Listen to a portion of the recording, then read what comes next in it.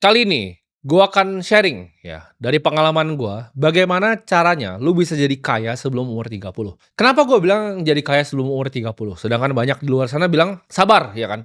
"Sabar aja nanti nikmatin kaya." Karena gue percaya, kaya di usia tua, itu scam menurut gua.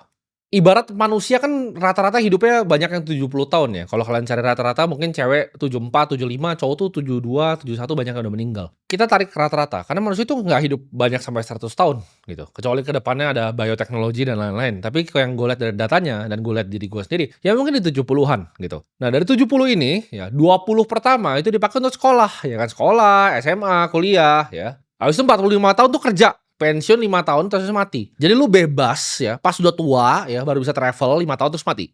Itu bukanlah hidup yang gue mau. Ya jadi kalau ada orang yang bilang, "Oh tapi orang kaya yang ini, yang udah tua ini bilangnya sabar, kaya nanti." Ya itu mereka aja, jangan gua. Gua nggak mau cuman bebas 5 tahun. Gue dari umur 22 tahun tuh udah bebas ya. Gue bisa beli supercar yang gue mau, gue punya rumah yang enak, gue tinggal di tempat tinggal yang bagus, ya gue bisa ajak orang tua gue keliling dunia. Karena semua orang tuh tahu, kekayaan sesungguhnya itu cuma waktu. Jadi orang kaya ya, yang tua yang ngomong gitu, cuman iri sama anak-anak muda seperti gua. Jadi di sini gue pengen ngajarin yang masih muda juga, yang belum 30, bahwa bisa loh, nggak harus nunggu tua, ya. Karena zaman sudah berubah, sudah ada yang namanya teknologi. Kalian jangan mau ditipu sama kata-kata seperti itu, kaya harus tua, jangan mau ditipu, ya. Karena waktu itu selalu lebih berharga dibanding uang. Itulah kenapa mereka yang ngomong seperti itu masih naiknya private jet. Karena mereka tahu waktu lebih mahal dari uang. Cara menang di hidup ini, itu yang pertama lo harus benerin tuh yang ada di dalam kepala lo, ya. Yang gue sebutnya mindset. Ini zaman dulu banyak influencer yang cemooh gue, ya. Influencer-influencer monyet gembel yang tadi bilang, "Oh, apa yang penting genset, ya kan, keset." Tapi mindset ini yang bisa bikin diri gue itu ada seperti sekarang. Jadi jangan mau diremehin kalau lu pengen belajar tentang mindset. Mereka yang cemooh soal mindset itu bahkan orang tuanya sendiri, ya. Lihat anaknya seperti pelawak kayak gitu di TikTok tuh malu punya anak seperti itu. Mindset yang pertama yang kalian harus punya, yaitu percaya ya, ini kan gue ngomong konteksnya dalam kaya ya, lu percaya bahwa diri lu sendiri itu bisa kaya. Tapi ini gue paham banget, bakal banyak yang ngomong ke lu adalah orang yang halu, lu adalah orang yang delusional, misalnya lu tinggal di desa gitu kan, naik motor. Tapi lu percaya di diri lu, di hati lu yang paling dalam, lu percaya ya, ketika lu lihat muka lu sendiri di kaca, lu percaya bahwa orang ini bisa kaya. Gue itu dari zaman masih miskin ya, gue dari naik motor, gue dari beli mobil bekas Ford Fiesta, itu gue sudah percaya bahwa Timothy akan jadi seorang triliuner. Gue nggak tahu caranya gimana, gue nggak tahu apapun yang gue harus lakuin. Kalau disuruh nyapu tai setiap hari, ya sampai situ gue akan nyapu tai setiap hari. Gue nggak peduli caranya gimana, apapun itu gue akan lakukan. Tapi gue tahu, ya, gue belum tahu jalannya, gue belum bisa lihat jalannya, nggak ada yang ngajarin gue jalannya juga, tapi gue tahu ya, suatu saat sebelum gue masuk ke tanah, sebelum gue dikubur, gue akan jadi triliuner dan gue akan bermanfaat untuk orang banyak. Dan ketika gue nyampe itu, gue berjanji sama Tuhan yang di atas, gue berjanji akan bantuin semua orang bisa jadi kayak gue. Jadi itu yang gue tepati janjinya sekarang. Lu harus percaya dulu ya. Karena kalau lu tidak percaya sama diri lu sendiri, tidak ada yang akan yang percaya sama lu. Ya nggak apa-apa nanti lu dibilang delusional, lu dibilang halu, lu dibilang kebanyakan nonton konten ya, nggak membumi, biarkan semuanya itu. Kalau lu nggak bener-bener bilang bahwa diri lu bisa kaya, itu jalan di depan lu, pintunya itu tidak akan pernah terbuka. Dan lu jangan takut ya dikucilin sama teman-teman lu yang ngatain lu halu, karena dengan lu punya mindset seperti ini, lu akan ketemu dengan orang-orang yang punya mindset seperti ini juga. Gue senang ketika gue punya grup besar yang ada partnernya banyak, dan semuanya mindsetnya sama. Semuanya yakin mereka bisa jadi triliuner yang lebih kaya lagi, dan ini seru banget. Ayo kita lomba yuk ke 30 triliun. Yuk, siapa duluan nih? A, ya kan? B, C, D, siapa nih? Siapa yang duluan ke 30 triliun? Ayo kita lomba. Bahkan grup kita, itu namanya Road to 30 triliun loh. Nama grupnya Road to 30T. Jadi kita semua lomba ya, siapa duluan nih? Jadi ketika lu punya mindset pemenang, lu akan dikelilingi oleh pemenang-pemenang di dunia ini. Ketika mindset lu, ini halu, itu halu, kan ketemu yang halu, yang cuma ngopi, ngerokok, jadi sampah. Jadi monyet, jadi badut di TikTok. Ketika gue punya pemikiran seperti ini, ya gue seperti sekarang, akhirnya gue ketemu banyak orang yang punya pikiran yang sama. Dan jadi seru malah, kita jadi lomba rame-rame. Ini adalah satu momen yang gue inget banget ya di hidup gue. Jadi waktu itu ya itu gue bikin marketing agency ya, gue kerjain salah satu startup yang gue di sana double job juga. Gue jadi marketing eksekutif ya di startupnya. Videonya sempat viral waktu itu, seliweran di mana-mana. Itu gue waktu itu naik mobil Audi A4. Itu mobil yang menurut banyak orang mungkin udah oke untuk anak seumur gue ya, baru lulus SMA naik Audi ya kan. Gue waktu itu meeting ya di sama klien gue inget banget mallnya di Central Park. Jadi kalau di Central Park, itu di depannya, itu ada taman ya kan, ada taman. Nah, jadi kalau ada parkiran lobby, ke depan sedikit itu ada taman. Itu gue waktu itu pengen parkir di situ, tapi mobil gue Audi. Gue nggak boleh parkir, jadi gue disuruh turun ke bawah ya kan. Yang ada muter itu baru parkir yang di atas-atas, dan gue jalannya agak jauh. Karena gue mau meeting di restoran yang ada di pinggir taman itu. Jadi gue harus kayak parkir ke atas, gue turun. Tapi pas di belakang mobil gue persis, itu gue inget banget ya, ini dulu ya, itu ada di belakang gue tuh ada Ferrari 458, itu warna merah. Warna merah, dia ngedim-ngedim gini mobil gue. Dia ngedim maksudnya dia mau manggil orang security-nya. Mobilnya itu dikasih parkir di situ, dia turun, ini kalau gue nggak salah mallnya baru buka jam 11-an. Dia dikasih turun di situ ya, dia bawa cewek juga, dia turun di situ terus dia jalan, langsung masuk. Di situ gue mikir, kok ada orang bisa beli mobil, itu penghasilan gue bertahun-tahun, siang bolong begini, pagi mallnya baru buka nih. Itu restoran tuh beneran baru masih siap-siap di jam 11 kalau nggak salah. Gue kan mikir, gue kesini tuh kebetulan siang-siang karena gue bisa di kantor kan, bisa di ruko itu gue di kantor. Gue mikir harusnya gue tuh kerja. Jam segini tuh gue jam kerja. Kok bajingan ini bisa naik supercar-nya kesini dan dia nggak kerja gitu loh, dia bebas waktunya dan dia bawa cewek sini, berarti kan dia mau makan doang gitu loh. Gue tuh makan tuh meeting gitu, gue masih dalam konteks kerja. Di situ gue mikir dan pulang, gue inget banget Audi gue itu mogok, jadi mogok mobil gue di jalan dan gue harus nunggu panas-panas sambil towing balik. Di situ bener-bener momen yang bikin gue mikir bahwa oke, ada game lain untuk gue main di dunia ini. Gue itu jadi kepikiran terus ya. Sejak hari itu gue kepikiran terus, gue jadi panas ya. Gue panas akan kondisi gue sendiri. Kalau kalian banyak yang lihat seperti itu, kalian cuma biasa aja, oh ya doa. Atau makin kalian katain, oh sombong banget nih orang. Gue tuh nggak pernah ngatain, gue cuma kok bisa ya bajingan ini. Siang-siang lo anjing, siang bolong begini. Dia malah asik makan sama ceweknya. Dan gue tahu di hati gue pasti suatu saat bisa jadi dia. Gue tuh kalau udah taruh pikiran gue ke satu hal, gue yakin gue pasti bisa lakukan. Apapun itu ya, olahraga apapun ya, game apapun yang di dunia ini, gue taruh otak gue yakin gue bisa. Jadi gue pikir situ, oke, gue yakin gue bisa. Seperti ini. Orang tuh kebanyakan udah akhirnya, oh rezeki diatur di atas. Enggak, kalau gue liat kayak begitu, ya dia tahu cara dapetin rezekinya, gue pengen bisa dapetin rezeki kayak dia. Gue panas setiap malam, gue pikir tuh, gila anjing, dia bisa parkir kayak begini, gue gak pernah, gue disuruh muter-muter tuh. Padahal saya gue ngerasa waktu itu mobil gue gak jelek-jelek banget, ternyata ada mobil lebih bagus yang bisa parkir di situ. Gue pas mau parkir di situ dibilang ini cuma bisa sebentar di sini. Padahal sebenarnya di situ dia emang bisa parkir gitu, tapi karena mobil gue mungkin lebih jelek gitu. Ada Ferrari yang bagus yang warna merah di belakang. Makanya gue sampai sekarang setiap lihat 458 kesel gue. Mampus lu mobil murah lu, gue sama hati gue gitu. Seneng gue. Ya karena dulu gue gak boleh parkir karena mobil itu. Gitu. Dan setiap kali gue sering cerita, tiap kali gue jadi wedding organizer, ya gue liat orang makan, atau bahkan gue makan di restoran deh. Waktu gue punya agency, ya gue kan udah punya ratusan juta juga, dan gue income gue lumayan, gue dari market tuh dapat lumayan ya. Jadi gue dapat agency, duitnya gue taruh di market, dari hasil gue jualan pomade, gue jualan sedotan tuh gue puter-puter terus di market, dan itu lumayan. Gue tuh bukan orang gak punya duit. Zaman yang kalau kalian ingat ya, gue TikTok masih kutangan, itu gue taruh portofolio gue di samping, monthly gain gue tuh ratusan juta ya. Itu gue bukan orang miskin gitu loh. Tapi kan gue gak bisa makan semena-mena. Ketika gue ke restoran steak, gue makan restoran yang steak yang 400.000.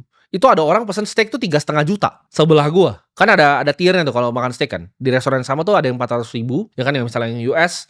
Dan dia pesannya ini yang sirloin yang Hanwoo gitu, A5, yang Korea. Gue kayak anjing. Dia makan 3,5 juta, itu kan dibuka gitu, set ada box gitu. Ceweknya makan begitu juga gitu. Terus dia pesan botol wine yang gue nggak tahu harganya berapa waktu itu. Yang pasti bawanya dalam tuh, makin dalam kan makin mahal. Gue liat gila, ini ngabisin uang gue yang gue dapat hari ini atau besok nih. Berarti kan itu cuman bagian kecil sekali dari uangnya. Kok bisa ada orang bisa buang-buang duit kayak gini? Gue tuh jadi panas. Tapi banyak orang liat kayak begitu malah benci, iri, dan dengki. Ketika lu liat, oh ada Timothy nih kemarin, gue cuman bikin Instastory dong kalau gue pulang ke rumah. Oh viral, dia lampunya 2 miliar, wah ribut orang. Karena lu gak pernah berada di situ gitu loh. Di teman-teman gue itu hal yang sangat biasa aja. Gue liat teman-teman gue pakai jam 8 miliar, jam 10 miliar, 19 miliar juga ada, biasa aja. Semuanya juga punya di circle gue. Tapi untuk orang seperti gue yang waktu pas gue naik Audi, gue liat yang kayak gitu, wah gue jadi panas. Gue pikirin terus. Nah mindset yang gue pengen kalian punya ya dari ini adalah lu marah. Marah itu bukan hal yang jelek. Lu kan selalu diajarin sama orang, oh jangan jadi orang yang pemarah. Timothy kenapa suka marah, kenapa begini? Jangan jadi orang yang pemarah. Salah lu. Lu harus marah sama diri lu sendiri. Ketika kondisi lu itu bukan seperti yang lu mau. Ketika dari zaman dulu, ini kita flashback dulu sebelum gue ketemu Ferrari itu. Zaman dulu gue marah, kenapa nyokap gue harus bikin lemper. Nyokap gue kenapa harus, jadi nyokap gue tuh yang bantuin gue. Kalau tanya Timothy orang tuanya kayak lu goblok banget gitu. Lu bisa tanya ntar kapan-kapan mak gue ajak sini. Dia itu yang bantu gue bungkusin pomade. Jadi ketika gue dapat orderan, mak gue ini orang rajin. Gue tuh kalau ngebungkus pakai bubble wrap tuh jelek. Itu nyokap gue yang bungkusin satu-satu. Terus dia boxin, gue tinggal antar ke dia nih. Dari gue nggak punya apa, dia yang bantu. Kenapa dia harus bantu begitu dan dia harus jualan lemper segala macam? Cuman untuk duit sewa rumah. Cuman untuk duit makan. Rumah aja waktu nggak ada dia. Harus bayar duit sewa. Kejar duit sewa. Rumah yang kecil sewa. Di situ gue marah. Kok kondisi gue begini banget ya? Kok gue nggak bisa bahagia nyokap gue kayak orang-orang lain yang gue bayangin mobil-mobil yang mewah itu pasti bisa bahagia nyokapnya. Nyokap gue nggak pernah bisa travel. Ketika gue travel ya, gue bahkan dulu pas gue masih miskin, gue kira Bali adalah tempat yang nggak gitu bagus. Karena gue nya miskin. Cuman makan di tempat yang panas-panas, datang ke wisata yang banyak orang datang. Sekarang ketika gue punya duit, gue baru tahu seberapa mewah Bali. Ada hotel yang 50 juta semalam. Gue bahkan punya beach club di sana paling besar di dunia sekarang. Jadi gue kalau ngajak nyokap gue, ayo kita main ke Atlas. Kita lihat tempatnya mewah, bagus, bagus sekali Bali itu. Kalau lu punya duit, kalau nggak punya duit, hotelnya jelek. Di situ gue panas. Dan lu semua harus jadi panas, lu jadi marah, lu jadikan itu api yang membakar diri lu. Ketika lu lihat kondisi lu, ya lu lihat mobil lu naiknya apa, jelek, bahkan nggak punya mobil, naiknya motor, lu lihat pacar lu di belakang jelek, itu harus jadi api. Oh, gue pengen punya cewek yang cantik, gue pengen punya mobil yang bagus. Lu lihat nih, lu nyetir ya kan, stuck nih di tol Jor itu kan, naik LCGC, kelason-kelasonnya orang jadi marah lu kan. Lu harusnya marah tuh sama kondisi lu. Nggak akan ada manusia di bumi ini yang mau nyeret lu untuk kerja. Nggak akan ada manusia di bumi ini yang mau ngasih lu Ferrari. Lu sendiri aja nggak mau, lu sendiri nggak percaya lu bisa jadi kaya, lu nggak marah sama kondisi lu. Gua nggak akan di sini, gua keluar dari kamera, gua ambil leher lu, ayo kayak kita kerja gitu. Cuman lu yang bisa pukul pantat lu sendiri, oke hari ini saya harus bekerja. Karena orang tuh banyak yang malas bekerja sedikit udah capek mereka. Gue bingung gitu ngomongin lu gimana. Kalau lu emang udah nggak ada kemauan, lu cuma scroll TikTok, ujung-ujungnya apa? Ya lu bikin anak, habis itu lu minta bansos. Lu berharap ada orang lain, lu salahnya orang lain, lu salahin pemerintah begini, pemerintah begitu. Mau mereka coba bagaimana, lu kan salahin terus. Kenapa? Karena lu yang sampah. Lu cuma jadi pengemis, minta bansos dong, minta bansos dong, minta bansos dong. Gue dari dulu gak pernah minta-minta sama orang, lu baru kerja dikit, oh mental health. Itu kebiasaan yang kontol tuh gue kasih tau tuh. Orang yang nyontoh-nyontohin begitu, oh dikit-dikit ini mental health. Ini begini, begitu. Gue burn out. Saya capek, saya burn out. Kemarin gue hire editor, baru kerja 4 hari, gak bisa, burn out. Lu mati aja. Ada yang datang kayak gitu, gue mati lu, bagusan. Gak usah hidup, gak usah kerja sama gue, lu di jalan aja. Banyak orang nyari kerja, lu udah dapet kerjaan bagus gitu kan. Tapi capek bang kerjanya sampai malam. Anjing lu, gue belasan tahun kerja, ya sehari pun. Satu, gue ngomong sini gak ada gue libur, gue gak pernah burn out, gue gak pernah mental health tai anjing itu. Kecuali lu tentara, pernah kena bom temen lu PTSD itu boleh lu mental health. Selain itu, lu tidak boleh ngomong ke gue, saya mental health, saya depresi, anjing lu. Kerja gitu, marah sama diri lu sendiri. Dan ini mindset gue pengen punya lu lagi ya. Tadi lu inget-inget gitu. Jadi ketika gue ngomong gini jangan cuman angin lewat gitu. Yang pertama lu harus percaya sama diri lu, yang kedua lu marah sama kondisi lu itu dulu. Ya itu jadi apinya tuh. Ketika lu ngerti konsepnya, lu paham polanya, lu bisa jadi sukses juga. Karena semua itu cuma di otak. Yang ketiga, biasain apa yang lu ucapkan itu lu jadiin kenyataan. Ketika gua nih ngomong, saya akan bikin 100 sekolah, itu akan gua jadikan kenyataan walaupun gua harus mati untuk lakukan itu. Ketika gue ngomong ke diri gue akan jadi triliuner. Gue akan jadi triliuner. Ketika gue bilang di SMA gue akan jadi yang paling jago main basket satu sekolah. Gue akan latihan sampai kaki gue kalau bisa patah di situ. Gue akan latihan. Gue bilang gue akan jadi shooter terbaik. Gue akan shoot sampai tangan gue kalau bisa patah. Jadi kalau gue ngomong sesuatu ke diri gue, itu self accountability-nya tinggi. Lu adalah orang-orang yang gak accountable. Bilang oke, gue mau sukses. Besok lu udah ngaso lagi scroll TikTok sambil coli. Itu yang bedain gue sama lu. Ketika lu bohongin diri lu terus menerus, oke, kemarin saya mau sukses. Awal tahun baru, oke, tahun ini gue mau bebasin nyokap gue dari sukses. Tapi lu gak ngapa-ngapain sampai sekarang. Lu gak punya self accountability. Gak ada itu. Omongan lu tuh sampah gitu. Kayak gue bilang tadi, misal karyawan gue gak pernah ngancem, lu keluar. Gak pernah gue ancem.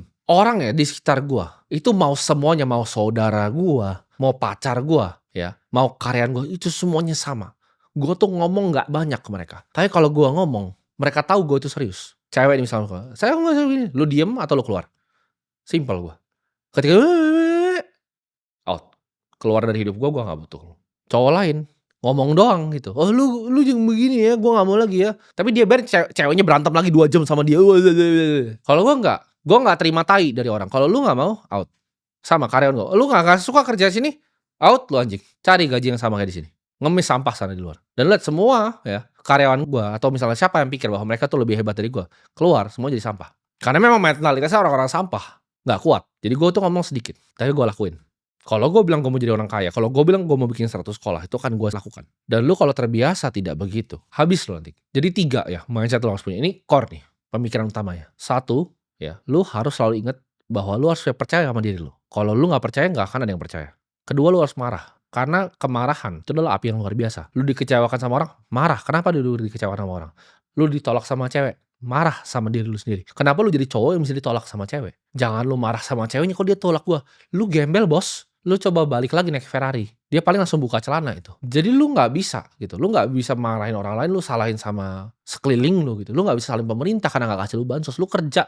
Lu anak lu, ya kan lu yang bikin, lu makan ya lu kerja. Dan yang ketiga, hati-hati dengan apa yang keluar dari mulut lu. Karena gua itu ketika gua ngomong sesuatu, gue lakukan. Gue paling benci orang yang mulutnya nggak bisa dipegang. Apalagi diri lu sendiri. Jangan biasain bohongin diri lu sendiri. Nah itu mindset ya. Tapi cara menangnya gimana? Cara menang paling gampang adalah lu ngambil bet yang asimetris. Yang lu dapatnya bisa banyak, lu ruginya sedikit. Ini lihai melihat peluang. Gue selalu nyari bet yang asimetris di hidup gue.